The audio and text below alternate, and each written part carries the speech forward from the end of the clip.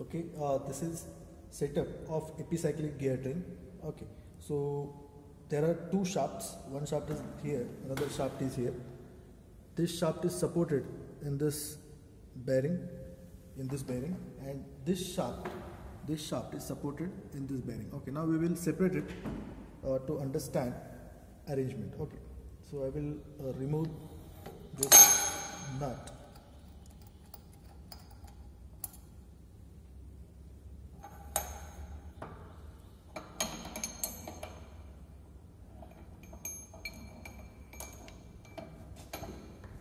Okay, so this shaft is supported in this journal bearing.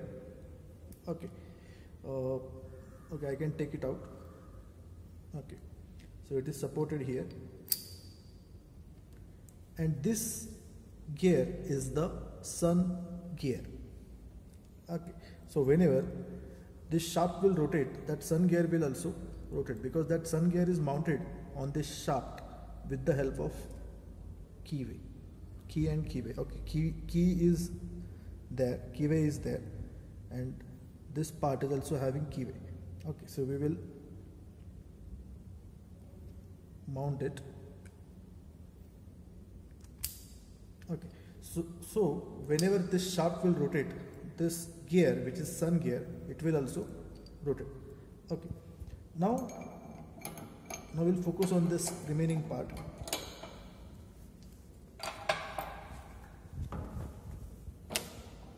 This shaft is mounted in this journal bearing. Okay, and it can turn like this. Okay, so I will take it out. Now you can notice, what is this part? This is arm or planet carrier. Okay, again, how it is mounted on this shaft? With the help of key and keyway arrangement. This shaft is having keyway and key is inserted, and this arm or carrier is having keyway. Okay, so this is how this arm or planet carrier is mounted on this shaft. These are planet gears. Okay, what this disc is representing? This disc is part of arm or planet carrier. There are 3 planet gears which can turn freely on the pin. Okay, so we can notice this arrangement. Planet gears can turn freely on the pin of arm, and where arm is mounted on this shaft, and this shaft is supported in this bearing. Okay, so what will happen? What kind of arrangement we are having? This sun gear will mesh with planet gear. Okay, this sun gear will mesh with planet gear, and these planet gears are going to mesh with this ring gear. Okay, so this ring gear is having internal teeth. You can notice internal teeth are there, and this ring gear will mesh with planet gears. Okay, and at the center there will be sun gear. Okay, so arrangement will be like this. Okay, now we will mount this arrangement. Okay, so once again, just observe it properly. What is this? This is arm or planet carrier, which is having shape like disc, which is having 3 pins, and on those 3 pins planet gears are mounted. These planet gears can turn freely.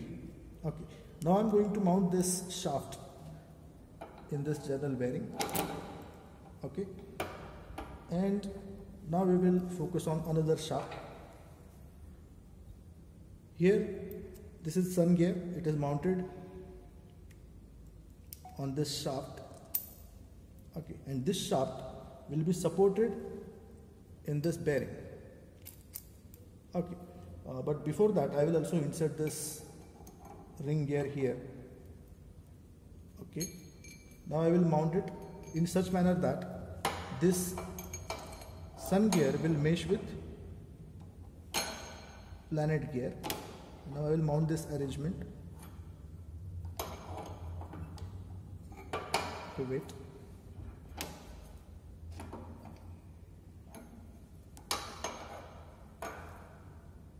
Sun gear is mounted on this shaft. Okay, wait a minute. Okay, and this sun gear is going to mesh with planet gear, and now I will tight this support.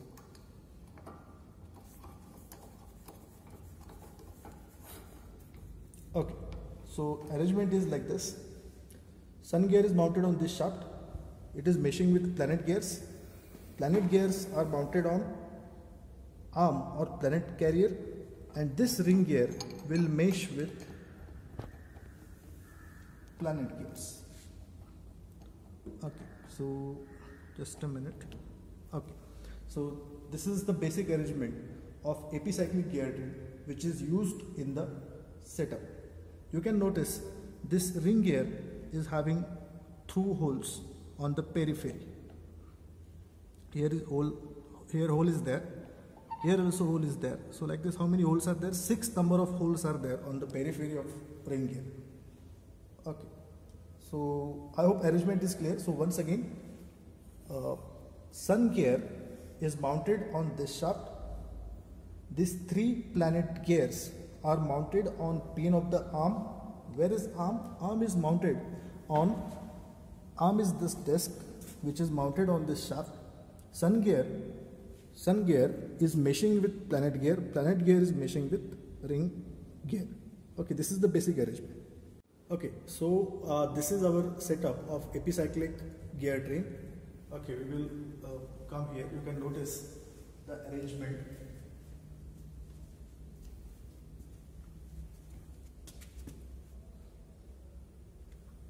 Okay, so in this setup, here you can notice there is a motor.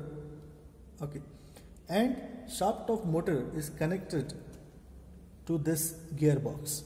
Now you can notice there is a gearbox. Now it is epicyclic gearbox. Okay, now how we can say it is epicyclic gearbox? Because previously whatever arrangement we have seen, okay, so previously we have already seen this arrangement. On this shaft there is a sun gear. Okay, sun gear is meshing with planet gear, and this planet gears are meshing with ring gear, and ring gear is mounted here. Okay, in this arrangement ring gear is here, but here in this gearbox, where is that ring gear?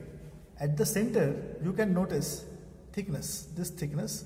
At the center there is a part, and here also you can notice this thickness. This thickness and this thickness is same, means this ring gear is here. Okay, and it is sandwiched between two parts of the casing. This part of casing is there, this part is also there. So there are two separate parts of the casing.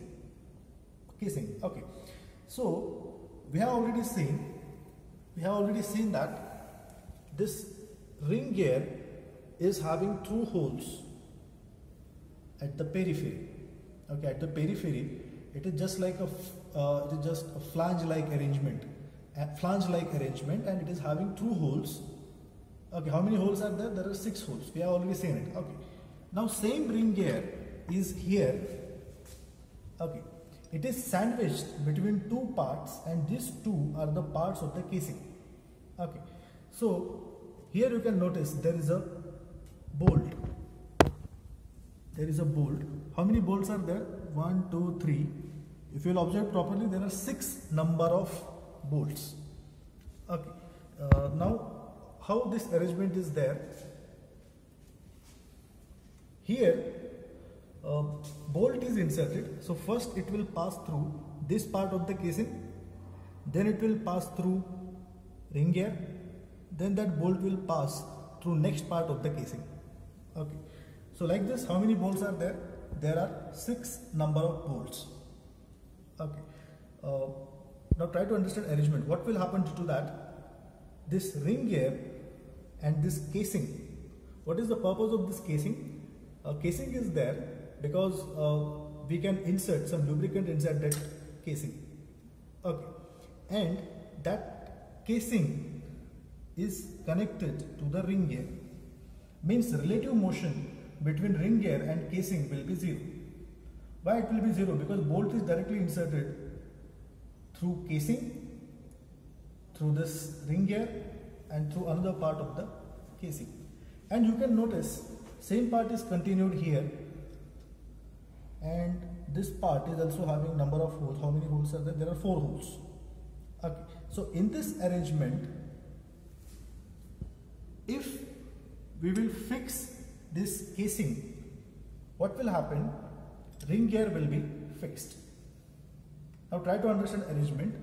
Same arrangement is there. We have already observed this setup. Sun gear is mounted on this shaft. So here also this sun gear is mounted on this shaft. Here also we are having motor. This motor is having its shaft, and that shaft is connected to sun gear. Okay, where is sun gear? It is not visible. Right now this entire arrangement is inside the casing. Okay, so that's why we cannot say it. But sun gear is mounted on motor shaft, means we have given input motion to the sun gear.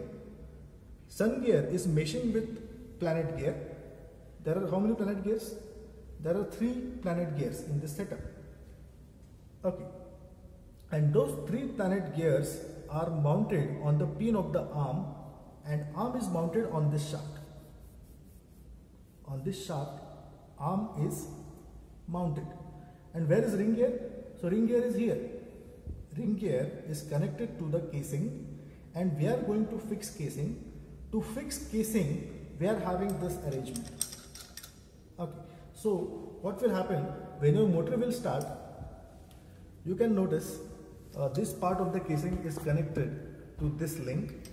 So that part will also try to turn, but as it is connected here and this part is connected to one dial and this part is connected to the frame. So what will happen? This will not rotate. This casing will not rotate. So in turn, ring gear will not turn. Okay, so once again, a basic arrangement. Where is sun gear? Sun gear is mounted on motor shaft. Okay, where is arm or planet carrier? Arm or planet carrier is mounted on this shaft, and on the same shaft there is a drum. Okay, and where is ring gear? Ring gear is here. So in this arrangement we are going to fix ring gear. So that's why we are having this arrangement. Okay, so now we will observe this panel. So here this is 2 position switch. Now it is off. I will move it in downward direction. Now you can notice that motor is rotating. Yes, motor is rotating, and output shaft is also rotating. Okay, output shaft is also rotating and motor shaft is also rotating.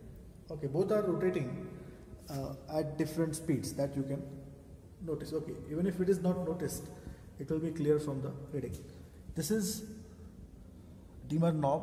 Okay, so we can increase voltage, and you can notice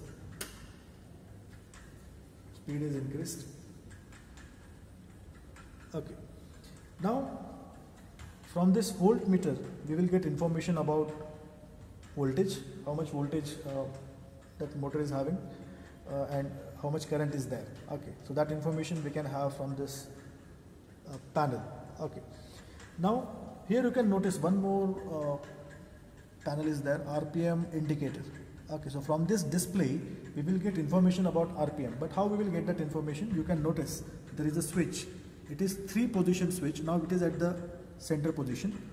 If I will move it in downward direction, now you can notice here we are getting some speed, and it is the speed of input shaft. Now how it is working, you can notice, yes, you can notice this light is blinking. It is proximity sensor. Okay, and on the shaft there is a bolt. So whenever that bolt will cross it, whenever that bolt will pass in front of that sensor, this light will blink. Okay. And this arrangement is used. Okay. If we want speed at output, we will move this switch here. Now here speed is 0. Why it is 0? Because now it is at the center position. Now we will move it in upward direction. Okay. Now here we should get speed at output. Here you can notice 45 RPM is the speed, and it is the speed at output. You can notice here we are having proximity sensor. Whenever that bolt will cross that sensor, this light will blink. Okay. And this information of speed is displayed here. Now you can notice speed at output is 45 and speed at input is 147. Sorry, not 147, it is 255.6. Okay. Here also you can notice by observation, input shaft is rotating faster than output shaft. Input shaft is rotating faster than output shaft. Yes, input shaft is rotating at higher RPM, but output shaft is rotating very slowly. So why this variation is there? Now you can notice whether this casing is rotating.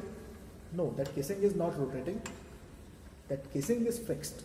Input is given to sun gear, casing is fixed, and output is taken from the arm. Okay. So this is the arrangement, and on the same shaft, what is this shaft? This is the shaft on which arm is mounted. Okay. Now you can notice on the same shaft there is a drum. Okay. So you can observe this drum. So this drum is here. Okay. And you can notice there is a rope. One end of rope is connected to this dial. Okay. This rope is wrapped around this drum. Okay. Another end of rope is connected to this dial, and this dial is connected to the frame. Now here you can notice here what is written, W1, means from this dial whatever reading we will get, for the reading we will use notation W1.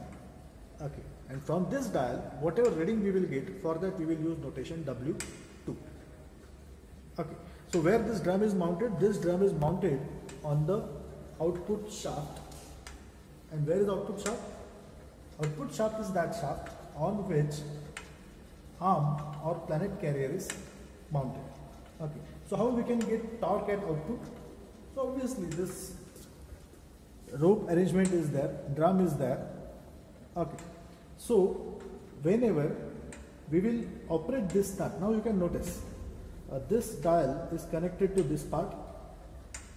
Okay. So this part is having thread, and here nut is there. So this red color part is nut, and we can turn it. And whenever we will turn this nut, you can notice what will happen. This part is moving. This part is moving in upward direction. Okay. So what will happen to the rope? Rope will be pressed against this drum. Okay. And here we will get some reading. Okay. So this is how we can have W1 reading and W2 reading. Okay, and by using this readings, we can find out output torque. So how to find it, that we will discuss. Now here you can notice one more dial is there. Okay, so this dial will give us reading S. Okay, so whatever reading we will take from this dial, for that we will use notation S. Okay. Now from where we are getting that reading, you can notice there is a string, and it is connected to this link, and this link is connected to this part. And where is this part? This is actually the part of casing. Okay. And we are knowing whatever speed casing will have, same kind of speed ring gear will have. Okay. Now due to this arrangement, casing cannot turn, means ring gear is fixed. For that we are having this arrangement. In reality, ring gear or this casing will be connected to structure, will be connected to fixed link or will be connected to ground. But here, as we are interested in the reading of holding torque, that's why we are having this next part to which this red color link is connected. You can notice with the help of bolt. Okay. So what will happen due to this casing cannot turn. Okay. And how much tension will be there in this thing or how much force will be there, that information we are getting from this dial, and for that we are using notation S. Okay, so title of this experiment is Speed and Torque Analysis of Epicyclic Gear Train to determine holding torque. Okay, now we will go for observations. Now you can notice here effective radius of drum is written, and for that notation used is small r, and it is equal to 0.08 meter. Now it is radius of which drum? In the setup we have already seen this drum is there. It is mounted, this drum is mounted on the output shaft. So radius of this drum.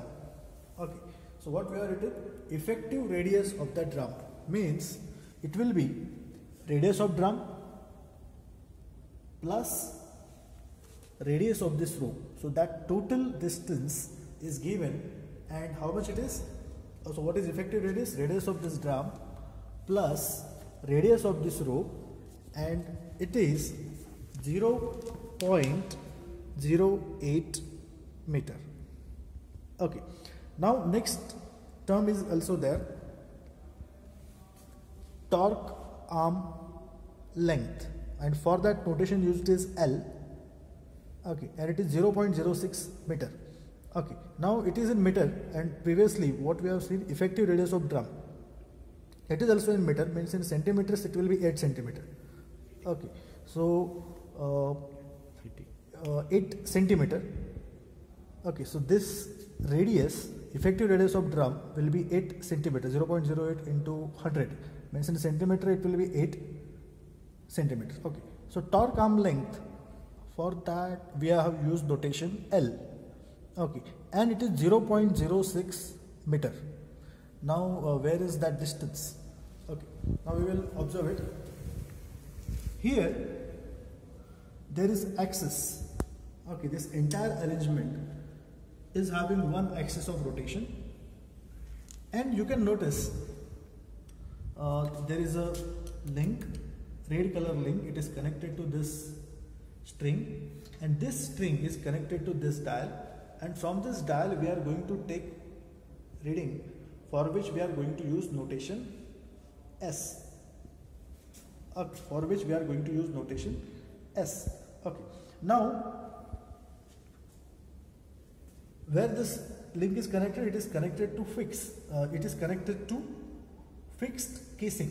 Okay, now why I am saying it is connected to fixed casing, because this arrangement, due to this arrangement, this casing cannot turn, and as casing will not turn, that ring gear will also not turn.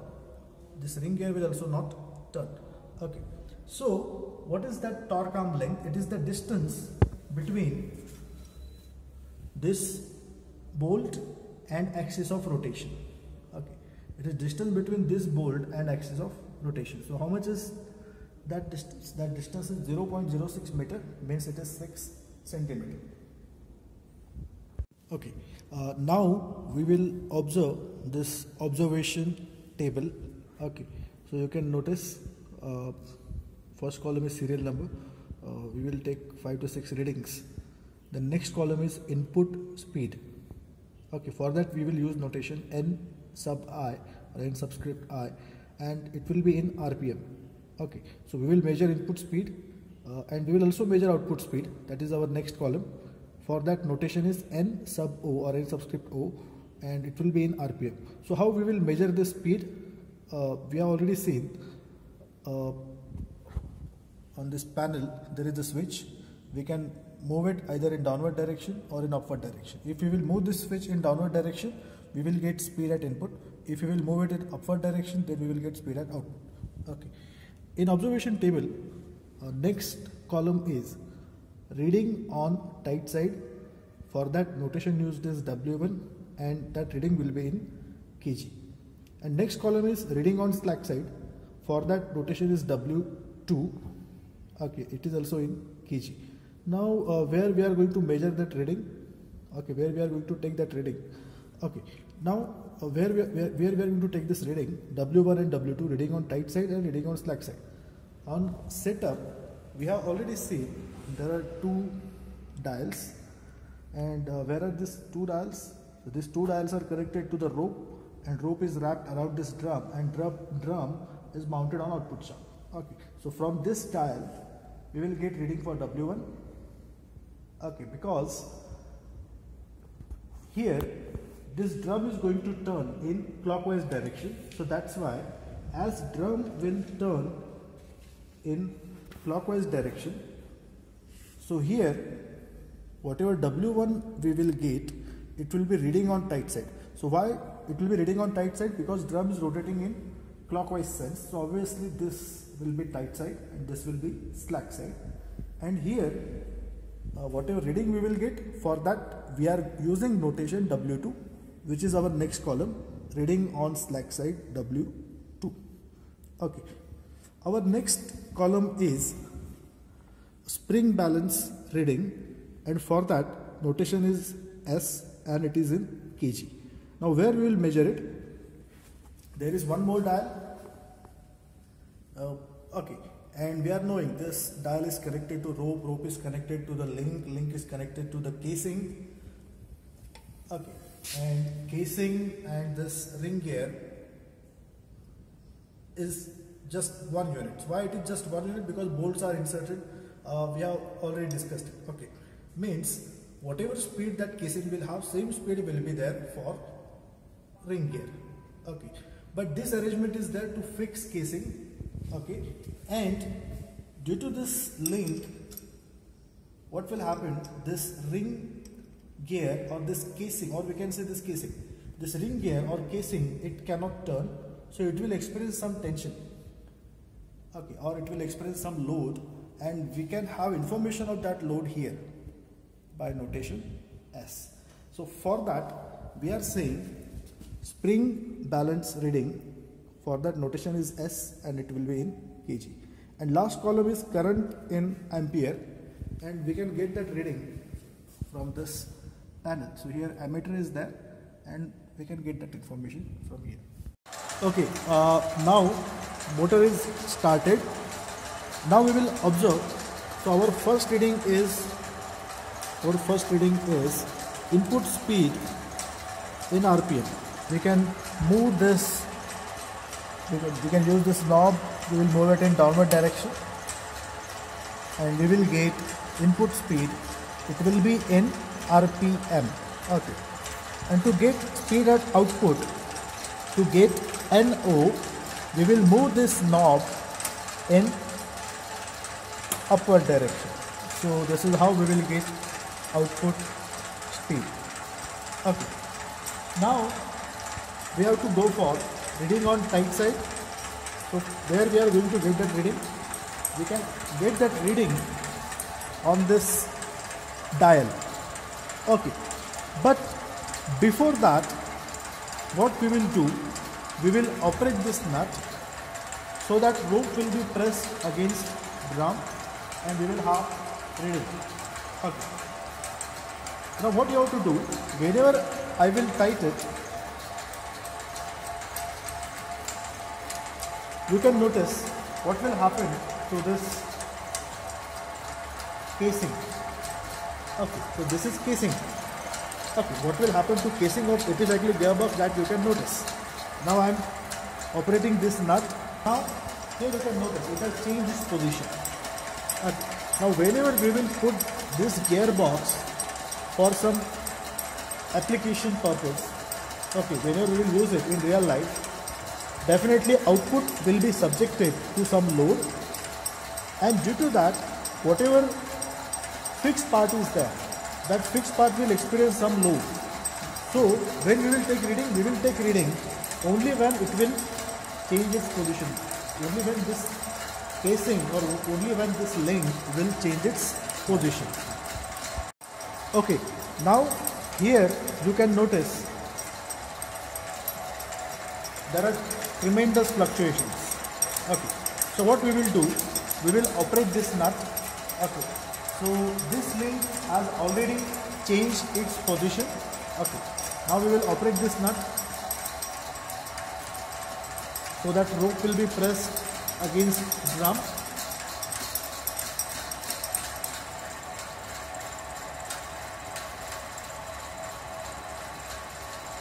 Now you can notice here fluctuations are comparatively less. Okay, so now we can take reading. Fluctuations are there, fluctuations will be there. Okay, now how we will take reading? We will take value at the center. Okay, it is moving, we will take value at the center and that will be our reading. Okay, our next column is W2. From this dial we will get reading for W2. Okay, from this dial we are going to get reading for W2, and from this dial we are going to get reading for W1. So you can observe in observation table, input speed and output speed we can take from the panel. W1 and W2 we can take from these two dials. Next is spring balance reading, which we will take from this dial. Okay, and one more column is there, current in ampere. So from this display we will get that information. Okay, so this is how we will take reading. Okay, now this is our first reading. This is our first reading. Now how we will go for next reading? Okay, this nut is there, we will operate it further.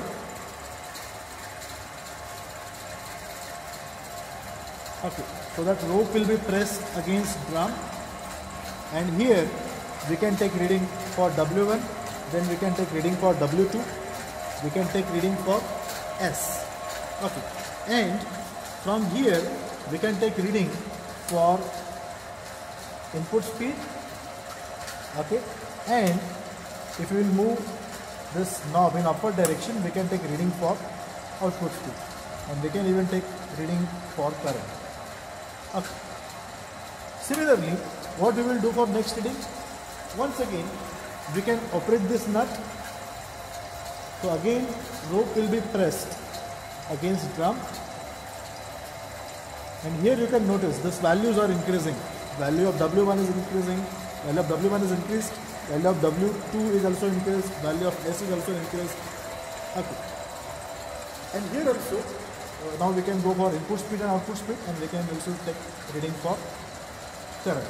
Okay, so likewise, okay, here if I will move it in downward direction, I will get speed at input, and if it will be moved in upward direction, we will get speed at output. Okay, so likewise, what we can do, we can operate this nut and we can go for next reading. So this is how we will repeat the procedure, and we will take 5 to 6 readings. Okay, so now we will observe observation table. So we have taken reading. So you can notice this is our first reading. This is input speed in RPM. This is output speed in RPM. This is reading for tension on tight side. It is in kg, 2.5. It is tension on slack side, 0.95. It is also in kg. Spring balance reading 1.5 kg, and current in RPM is written. Okay, so likewise we have taken 5 readings. Okay, now we will go for calculation part. What we have to find is holding torque. Holding torque is associated with that element which is fixed. In this arrangement, ring gear is fixed. So this is the holding torque. T subscript H is the notation for holding torque, and that holding torque is related with ring gear. Okay, so how we can find theoretical holding torque? For that, we are going to use this notation. TO, that is torque at output, multiplied by NO divided by NI. N subscript O is output speed and N subscript I is input speed.